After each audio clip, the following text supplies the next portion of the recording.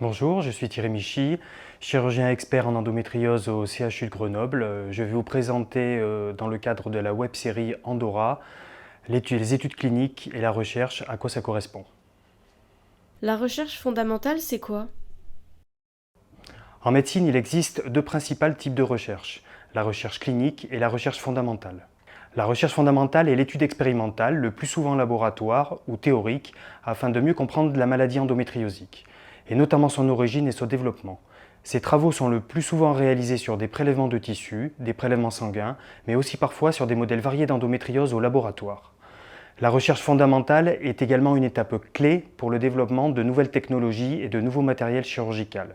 C'est l'étape indispensable avant les études cliniques. La recherche clinique, c'est quoi? La recherche clinique, c'est l'étude de groupes de patientes. Cela permet d'évaluer de nouveaux moyens diagnostiques et de déterminer l'efficacité d'un nouveau traitement médical ou chirurgical. Dans un but diagnostique, la participation de patientes témoins est indispensable pour confirmer la fiabilité d'un test de dépistage par exemple. Afin de valider un nouveau traitement, une comparaison de patientes ayant la prise en charge standard, prise en charge habituelle, est comparée au protocole novateur. La durée d'une étude clinique est variable. Elle peut être de quelques semaines, voire à plusieurs mois, afin d'évaluer des bénéfices à long terme si cela est nécessaire. L'accord des patientes est obligatoire dans tous les cas. Quelles sont les conditions nécessaires pour débuter une étude clinique? Des accords juridiques et éthiques sont obligatoires avant de proposer une étude clinique à des patientes. Classiquement, le projet est soumis à un comité éthique, que l'on appelle CPP, qui contrôle le respect et la protection des personnes, mais également l'Agence nationale de sécurité du médicament qui autorise la réalisation de l'étude. Si le projet est validé, il est indispensable de trouver des financements afin de prendre en charge la logistique, comme la sécurisation des données, les examens d'imagerie, et les autres professionnels de santé ou non qui sont impliqués dans le projet, comme les attachés de recherche clinique et les statisticiens. Cette étape dure plusieurs mois. Comment se déroule une étude clinique?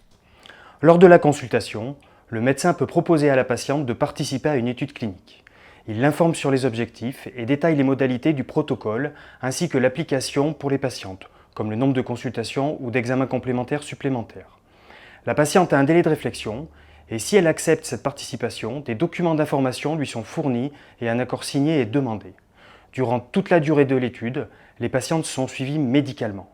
La patiente n'a aucune obligation de participer à une étude et peut stopper sa participation à n'importe quel moment, si elle le souhaite. Elle n'a aucun engagement, que ce soit vis-à-vis du praticien ou vis-à-vis du fonctionnement de l'étude. Quels sont les bénéfices pour les patientes de participer à une étude clinique?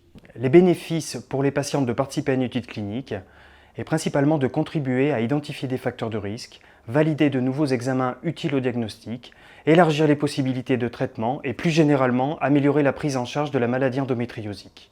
Cela permettra également d'aider les futures patientes dans leur parcours de soins.